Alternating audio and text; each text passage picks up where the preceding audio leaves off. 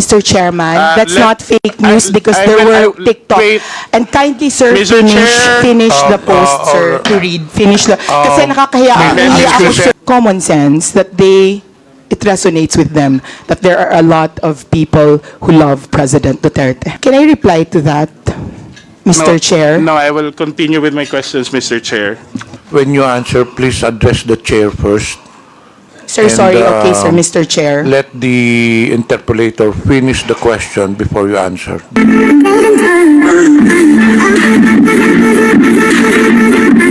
Maliban sa Facebook, ano pong mga social media platforms pa ang iyong ginagamit?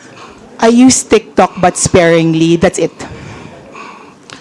Tinuturing niyo ba na trabaho in addition to your professional affiliations itong pag-post nyo o paggamit nyo ng social media? Personally, no, because I don't earn. My accounts are not monetized. But because I'm the social media head of Manila Bulletin, I have to be on top of what's happening on social media. Mrs. Krizette, ano po ang klase ng content ng inyong pinopost? Political, personal, lifestyle. And many of these Basically, what my life is in the public. Anything, food, films. Political is a big part because I am politically inclined. I like talking about politics, but it's not the end-all and be-all of my account. How many percent would you consider those would carry political? How many percent of your posts would you consider would carry political themes? In my old account, probably 70-80%. I'm not sure. I don't measure it's spontaneous. I don't set out to I don't have a quota. And you attribute this simply because you are Because I'm very politically politically inclined. aware and I'm very politically passionate, sir. Sa mga content mo, may naalala ka bang pinakamaraming engagements, views, likes, or whatever impressions? Yung pinaka nag-trending na post mo? Top of mind. Sa old account, ang pinaka nag-trending na post was the death of Stan Lee. It's not a political post, the death of Stan Lee, the creator of Marvel. Sa new account, my sadness over PRRD spending his birthday alone in his cell in The Hague. Yung sa mga political post mo in the previous account, ano po yung pinaka nag-trending? I don't remember exactly, but it's always about the former president. So sa tingin mo, bakit nag-trending isang post ni Krizette? I don't know. Maybe because it resonates with people. Because I have never boosted a post. I'd have never bought likes, or I have never paid to get liked or followed. So I cannot speak for my audience or readers, but it's probably common sense that it resonates with them that there are a lot of people who love President Duterte. May mga contents na sinasabi na non-political o may mga post ka naman na masasabi mong hindi nag-viral, ano? Actually, I don't know what the parameters are for what is considered viral. I don't know. Or let's say, anong klase ng content naman in your experience ang hindi nagkaroon ng maraming engagement? May naalala ka ba na... It does not, I do not look at how many likes I get. And whether or not they go viral is not very important to me. I write what I write, whether I have 1 reader or 1,000 readers. But when you post something, do you also engage with your those who make comments? When I have time, I do. When I have time, I do. And when you do that, have you considered ano yung mga dominant demographic ng yung audience na usually mo napapansin? Are these like-minded people? Are these... Mr. Chair? COMSEC. Hello? Okay. Okay na? Okay. So, I assume that as with any page, you attract like-minded people. So the reason they're on my page is that they read me because they think I think like them. So even with, and it's not just political, even if you have pages for hobbies or entertainment, the people who go to your page are the people who like reading that sort of thing. And you think this is the reason also why people follow, they like, they comment your posts because they agree with your posts? Probably, yes, I think so. And you think... But just to clarify, I also have people who go to my posts just to oppose what I say. So it's not as if it's an echo chamber. It's not, because there are people who go to my page and there are people who are trolls. And when you look at their accounts, those are new accounts, locked profiles, and they say the same thing. So it's not there's no echo chamber in today's social media because there are trolls on pages and there are people who oppose what you say. It's good that you pointed that out, but let me ask, do you think in your engagement with those who are posting, with your post, no, you think that the content of your post actually influence the minds of other social media users? Have you ever found yourself quoted, reposted, shared in other social media accounts? Yes, they are, but I always maintain that they would not be reading my page if they were not already feeling or thinking what I'm feeling.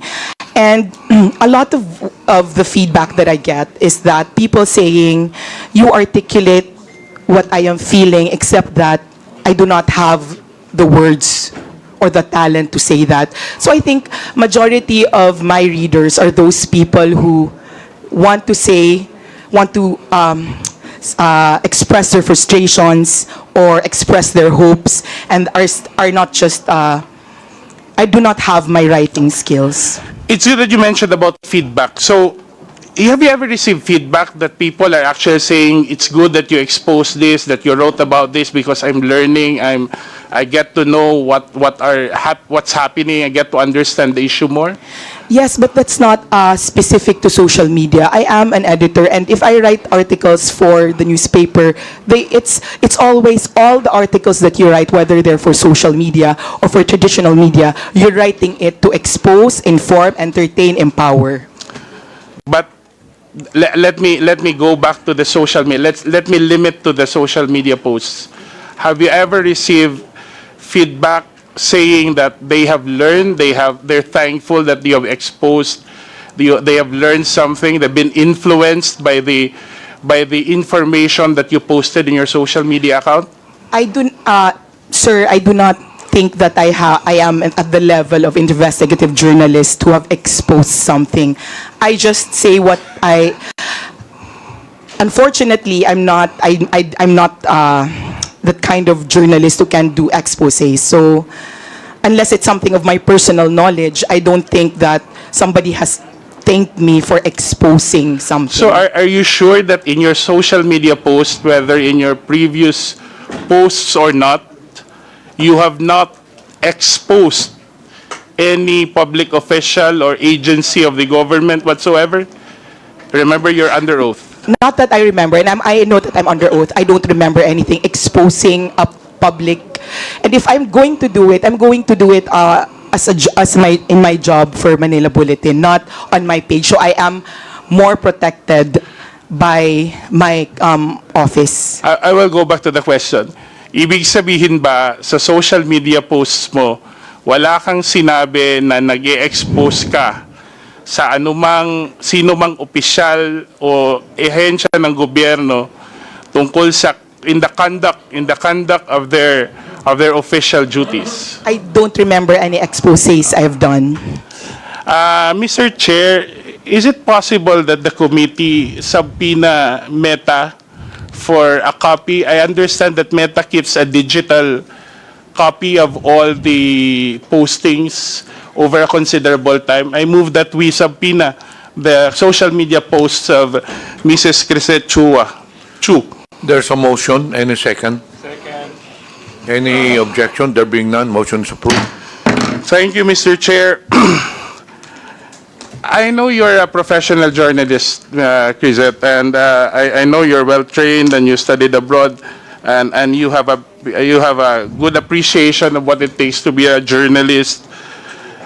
By referencing from that, would you describe the extent of your influence? How would you describe the extent of your influence online, and what responsibility do you think comes with that influence?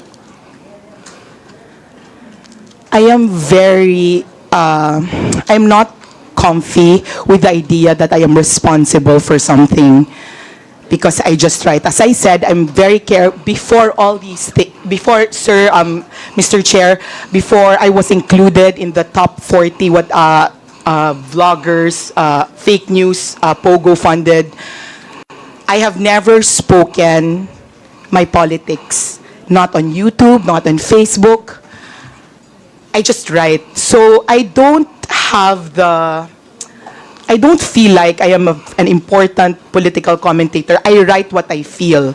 But I'm not one of those people na people will think about because I have discussed it. I have engaged with other people. I write what I say. I write what I think, and that's it. Sometimes I answer the comments on my page, but that's the limit of my political conversation. So if you're going to ask me what I think my influence is, then I cannot answer it. Maybe it's better to ask other people if they're affected by what I write and if they feel like I influence them. Earlier you mentioned you have a following right now of how many? About 250. 250,000? Mm-hmm. And in your previous account, how many? 480,000. And then in your average impressions for every post is around 10,000, if I'm not mistaken. That's the number you said earlier. In my new page, in my old page, about 5,000 to... In your new page? About 10,000. 10,000 in per my new post. page. Don't you feel any responsibility to speak the truth and what's factual? Yes, I speak my truth. I'm under oath. What yes, I'm I saying speak is, my truth. don't you think having such a number of following with that influence, let me call that influence, that a certain degree of responsibility comes with it? Of course, there's a responsibility. That's why I use my training in journalism to make sure that nobody can ever call me out and say it's fake news. I can make mistakes, but they're not glaring mistakes. And they're still going to be, I'm still going to have the same opinion from that same Mrs. mistake. Krizette, you stand by saying that you are faithful to your journalistic training in the course of determining or choosing the content, the tenor, and the language of your post. Yes or no? Sorry, can you please repeat that? Do you stand by your statement saying that you make sure that you're faithful to your journalistic training? Yes, sir. I make sure that in terms as of, far as let me continue first. In terms of the content, the language, the demeanor with which you post, you make your postings. As far as I can, as far as I'm knowledgeable, I post what I feel. Maybe at the moment, maybe when I'm very angry, I post some things that are more inflammatory than when I'm more calm. But basically, those are my feelings. So, sir, there will be times that I will be more angry towards one politician over another time. I'm still going to be angry at them. Let me ask a question. So, you mean when you speak something inflammatory on you post something inflammatory on your Facebook account, you don't mind whether people will be influenced by those inflammatory statements or not? Those are my opinions, and I believe I have very intelligent readers, so if they think that I am lying, they can call me out. If they agree with me because they've used their own eyes, then they can investigate for themselves. Those are my opinions. Those are what I feel. If I say I don't like this person, I stand by it. So you don't really mind if people, as a journalist, don't you feel that there's a need for I you to... I do not use my Facebook page. I do not identify myself But there. earlier you mentioned that you make sure that you apply your journalistic training. Meaning, I make sure I don't lie. Meaning, I make sure that I do not, even if I am inflammatory, even if I'm angry, it's still not a lie. I'm just more angry in one post than I am in another post. My degree of feeling changes per post, but the content will not change. If I'm angry at one person, it can be because I'm angry at one person, and the next post I'm still angry at them, but not as much. But So the that reason that changes. I'm angry at them is the same. Okay. Before we proceed, may I remind the resource persons, when you answer, please address the chair first. Sir, And, sorry. Okay, sir, Mr. Chair. Let the interpolator finish the question before you answer. Just a reminder. Yes, sir. Sorry, sir. In your training for journalism, no, you majored in journalism, right? Communication arts Yes. and publishing, sir. Are you aware of the psychological phenomenon called illusion of truth effect? I'm not sure we discussed it, sir, So Mr. Chair. it means that when a repeated information is repeated again and again, it's likely to be perceived as true regardless of the factual accuracy. Okay, sir. For the record, let me ask, have you ever unknowingly or knowingly repeated content that turned out to be false or misleading? Have you ever? In the course of your posting, have you ever repeated content? Knowingly, no. Unknowingly, I am not sure. Krizette, Mrs. Krizette, would you confirm that this account is yours? Yes, sir. And Mr. Chairman, that's not fake news because there were TikTok. wait. And kindly, sir, Mr. Chair. finish the post, sir, to read. Finish the... Kasi nakakahiya. Nahiya ako, sir. Ms. Krizette, as I've said, please let the representative finish the question first before you answer. Let us observe proper decorum. So this is your Facebook account. Yes, sir. Did you post this? Yes, sir. I And post the in entire this first page, first paragraph, you stand by your statement that you said na maraming, let me read it verbatim, na may mga pulis na military daw na magre-resign kasi hindi na daw nila kaya. Marami daw. They cannot be part of this government daw. Tama po ba? Yes, sir. And then Saan kindly mo read. nakuha ang impormasyon na to? Sir, if you go on TikTok, there are policemen. How many policemen? Sir, I'm not counting, but there are many But you policemen, and said that's a marami. general impression, But sir. you said marami. So, Yes, so sir. you just Marami, post sir. it on the basis of a single, Yes, sir. 2 or 3 posts? Yes, sir. I will not count all that, but there's a general impression, sir. And sir, if Have you you read all ever my content, Let me ask the question and I'll give you the chance to answer.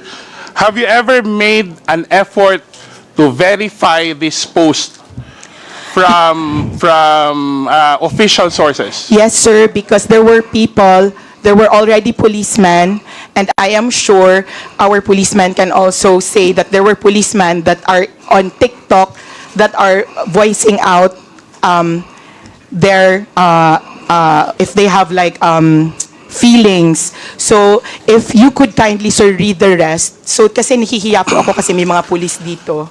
No. I just want to stand by your opinion. The next succeeding paragraphs are your the opinion of the resource person. I just want to stick to the factual statements you made. And that's basically saying that maraming police at military daw ang magre-resign kasi hindi na daw nila kaya. Marami daw.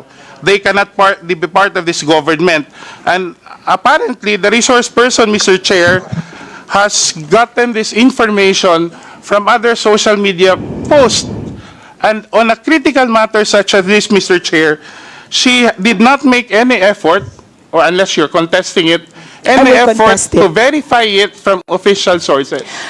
Mr. Chair, number one, I made sure to put the word thou because no policeman has ever come out to me well, before, but it was in my old when they would talk about their discontent. Earlier you said you don't want to write a lie. Yeah, and that's not a Let me lie, ask you, sir. That's when we not a ask lie, the sir. resource person, naniniwala ka ba sa katotohanan? As a journalist, Of course. ang pagsasabi ba ng hindi totoo,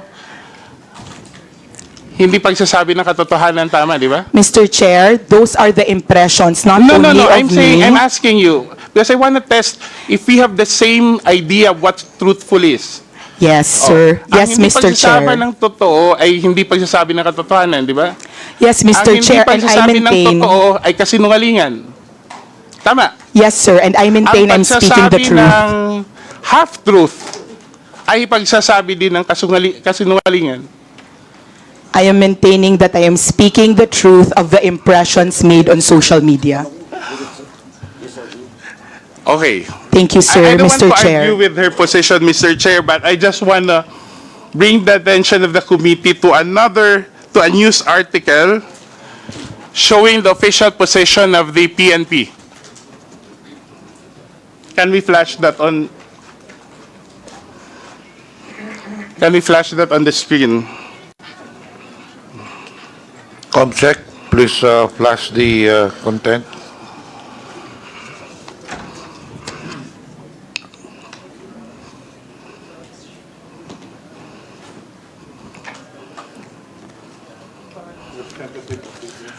Okay, this is a press release. I think this is a news article from, if I'm not mistaken, from the Philippine Star, saying basically, according to the spokesperson of the PNP, hindi daw totoo ang nasasabing mass resignation ng mga miyembro ng PNP. Tiyak po ang pagkakasabi na walang isang miyembro ng PNP ang nagbitiw mula sa kanilang posisyon pagkatapos ng pagka-aresto ni President Duterte. Pinabulaanan nga po niya ang ilang partikular na mga post at larawan na kumakalat sa social media tungkol dito. So have you read this article after your post? Mr. Chair, no, I have not read that article. And Mr. Chair, this article exactly affirms what I said earlier, that the mass impression of laymen like us, civilians like us, that there were mass resignations. The fact that the PNP... But Madam Chair, Mr. Chair, you just said, yet you do not share lies on your post, sir, diba? Sir, I shared, ano tawag?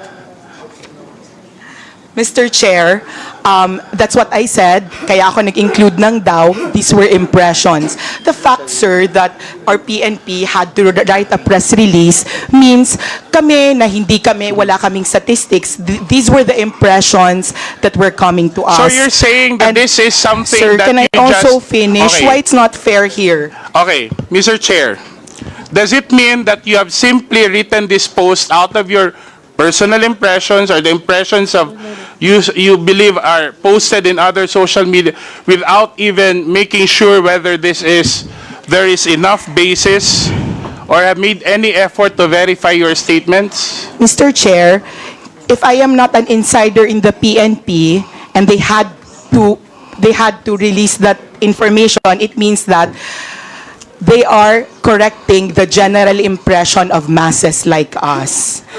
The fact that they had to write it means that there's a general impression, and to our policeman here, I would like to And when you make address you those, that, Mr. Chair, when you make those impressions, you don't have any regard whether, now you find yourself apologizing to the policeman no, here. sir, the So reason you I am didn't make any apologizing effort- is because my post was Mr. not Chair. about... Mr. Chair, can I Point of just order. please give me time to explain? Because it's been talked, Ms. please, sir, Krizette, kindly... in accordance with our rules, as I've said earlier, this will be the third time that I'm telling all the resource persons, let the interpellator finish the question first.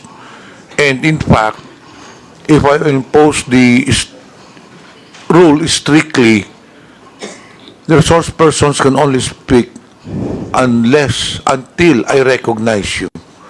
Thank So, you, sir. kung pwede lang patapusin nyo yung tanong bago kayo sumakot para hindi tayo magkakagulo rito. Babalikan ko yung tanong ko. Thank you, Mr. Chair. Ms. Krizette,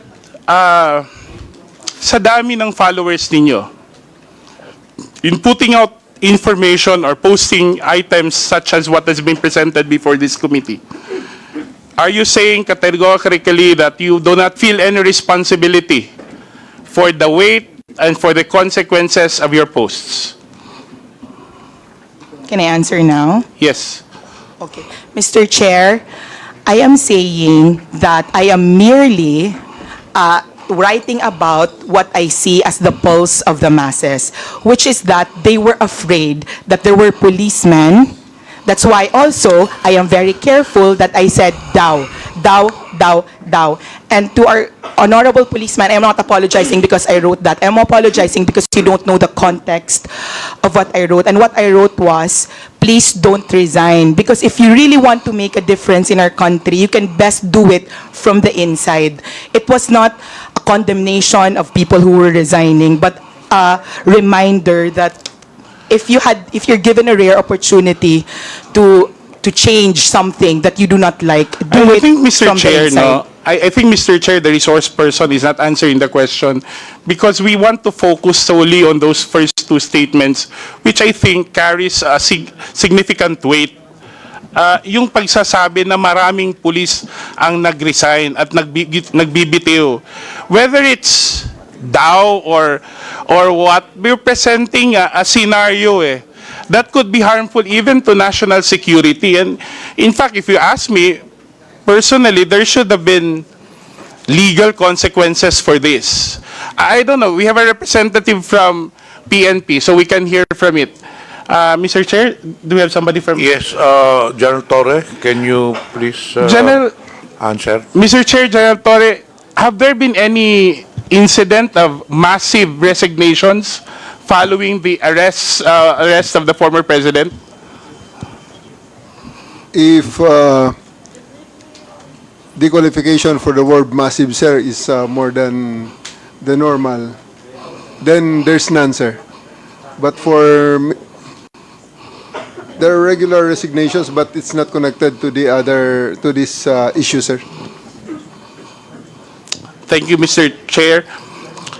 What I'm trying to point out, Mr. Chair, is kung hindi ang isang social media influencer or somebody who uses social media doesn't feel responsible for one's postings, no? At even doesn't consider that whatever effect it may have on the minds of many others na nagbabasa o nakakabasa dun sa mga post niya, I think, Mr. Chair, we're treading in dangerous ground here. Kasi clearly, an audience of 10,000 per post is no small following. And I think, whatever the circumstances are, it's incumbent upon those who use social media to take responsibility for their postings, especially when such matter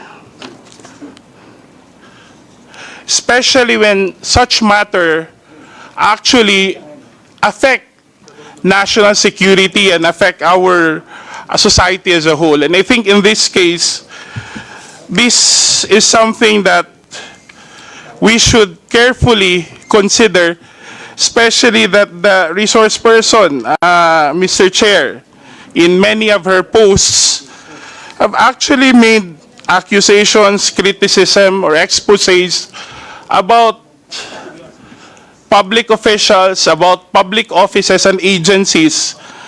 And I think we have to draw the line whether the canons of journalism, especially that Mrs. Krizette Chu is a journalist by profession, that there should be a clear demarcation between personal posts, especially what should determine, I think, Mr. Chair, should be the content of the post rather than who the one writing is. And especially in the case of Mrs. Krizette Chu, her being a journalist, make sure that a serious journalist, as she mentioned, will not publish rumors. Because basically, the way she explains it is that she has made this post on the basis of social media rumors. The ones who publish social rumors are actually those who are showbiz reporters. So the article on the resignation, and you can see in the following post, there has been no effort, Mr. Chair, to actually verify.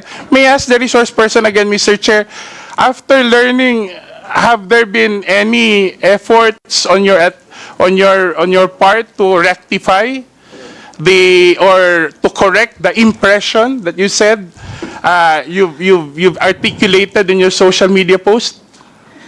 Mr. Chair, can I answer this, sir? He's belaboring the point that this is news. It was not news. The reason I said daw was that it was not news, but for me, that if this was true, and you could read it in my post, if totoo ito, please don't do it. I did not say, you can make a difference, you can make a distinction if you were trained in journalism between establishing something and saying, if this is true, please don't do it, and announcement, many policemen have resigned. That's the difference.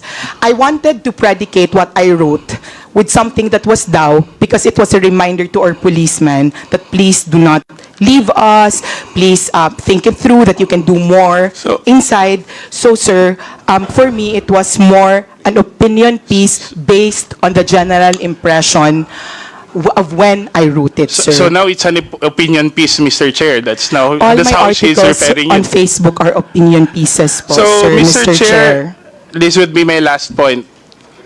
Would you agree, Mrs. Krizette, if you would, I would be so direct that what you've written on your post is simply somebody's ranting, sensationalizing a rumor heard on social media without no effort to verify, with simply the effort to create some questions or to insinuate a situation that would actually affect national security. Because that's how you explained it. You simply sensationalized a rumor you heard online without considering, without even taking the effort to verify, and without considering the possible effects on national security on a matter that is very sensitive given the political situation of the country right now. And you feel no responsibility whatsoever to the 10,000 impressions or readers that who may be influenced by the opinions that you raised. You really don't care about what people will do or say or take after reading your post. Is that correct, Mrs. Krizette?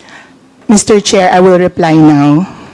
Okay, sir, I do not feel any responsibility because my conscience is clear. It was not phrased as news. It was something. I agree na, Mr. Chair. Sir. I agree na. I'm not saying, yeah, I agree with what you're saying. It's not news. But you simply sensationalized on social media a rumor that you've heard or read or whatsoever without any effort to verify it as a responsible social media user, and without consideration that given your following, the people who read and actually listen to you on a matter that's sensitive to national security. Mr. Wala Chair, kang pakialam kung anong gagawin at iisipin ng mga tao, basta sinulat ni Krizette Chu, naniniwala yung mga tao, bahala maniwala sila, hindi. Wala kang pakialam doon. Mr. Chair, may I already reply? The fact that the PNP felt there was a need to issue a clarification meant it was not me who thought about it, that it was the general sentiment of a lot of people because there were a lot of posts going around. I never claimed to have first-hand information about this. That's why it was very important to me to say But marami neither daw- did you, Mr. Chair, neither did you say also in the same post that I do not have a first-hand information about this. Diba? Yes, Wala ka Mr. naman Chair, sinabi. that was why I said daw, and it was not faced as a news. 3 words but does not- For, I mean- but for me, as a reminder to our policemen, sir. Okay. Granted, arguendo that that's the case, no? Now that the PNP has actually explained, and you even hear General Torres say, Mr. Chair, Mrs. Krizette, that it's not true. Are you willing to apologize for anybody who may have thought wrongfully? You should say, you claim is not your attention. Are you willing to apologize to those who may have thought or have taken your statement as truthful and factual? Sir, I will not apologize only because if you read the entire post, it was to support the PNP and it was a good post. It was not news. So, sir, I'm sorry if you think if Mr. Chair, I'm saying, aminado naman ho ng resource person na nakuha lang niya yung chismis sa social media.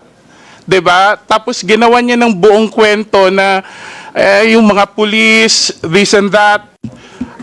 That I would leave it to you because that's your opinion, calling on the police for whatever.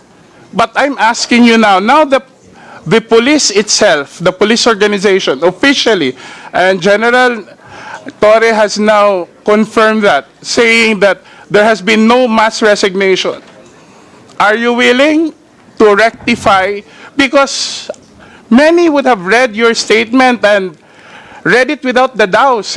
Maybe some people actually, we have more than 30 clippings of your post, and people in their comments actually take in your statements as truthful. Now you're presented with an example that your statement has been debunked officially by the police and General Torre, who's here with us.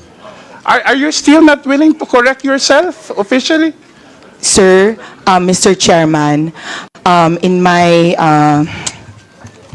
training for journalism, the DAO is you very know, important, sir. Mr. Chair, And the also, problem sir, with our resource to our person police, is sir, she claims to be a journalist whenever it's convenient, and a private person whenever it's convenient. And if you go back to my manifestation earlier, Mr. Chair, that's actually the problem that we have today.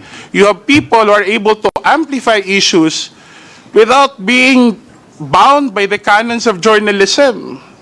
Diba? Subukan kaya ng komentaristang sabihin yan on air, on radio, kung hindi yan matanggal yung license niya sa KBP. And our social media influence, well, not everyone, but those who are able to peddle on sensationalized news or rumors on the basis of mere rumors, no? I'm not bound by any accountability. Don't even, as the resource person has said, Mr. Chair, doesn't even feel responsible for the consequences of her statements. And I think we're treading on dangerous grounds here. Because, as I said earlier, something that you repeat over and over again, for someone who has a following of 10,000 per impressions per post, 100,000, following 500,000 in her previous account and 200,000 in this current account, that's something that should be considered. Where do we draw the line between one statement and the accountability that he or she must bear for her readers? If this was a matter, Mr. Chair, and I'd like to wind up now, that affects my person, I wouldn't really mind, because I think being criticized openly comes with the job that we have. It comes with being elected to public office. But when it is a matter of national security, when it is a time when the country should be protected rather than weakened by all this misinformation and disinformation, I think we need to draw the line. I think that's all for my question, Mr. Chair.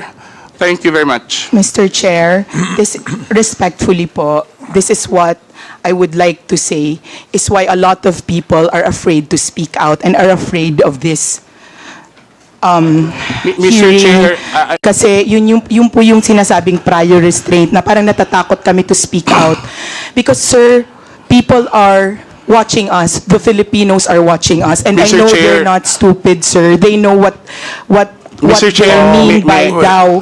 What we say by Ms. daw. Crizette, why? Do you feel threatened now? Yes, sir.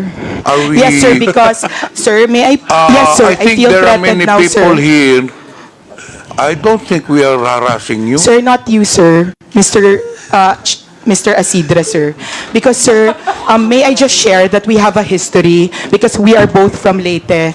Anyway, yes, sir, and I have been Mr. a Chair, I vocal already, critic, sir. Mr. Chair, if Ms. I may. Crizette, I think Representative Acidre has already finished his Thank you, sir. interpolation. Sorry, so sir. maybe Mr. Chair, I already said in my opening statement that whatever she posted many things about me, but I would not discuss that. But I think because I think criticisms like that, however unfair it is, comes with the territory of public service. But for someone to comment on national security, for an issue that affects our country, I think that's when you draw the line. I don't think this is about silencing anyone. I don't think this is harassment because why would you feel harassed when you believe that you've been saying the truth? Because no amount of harassment can ever drown the truth.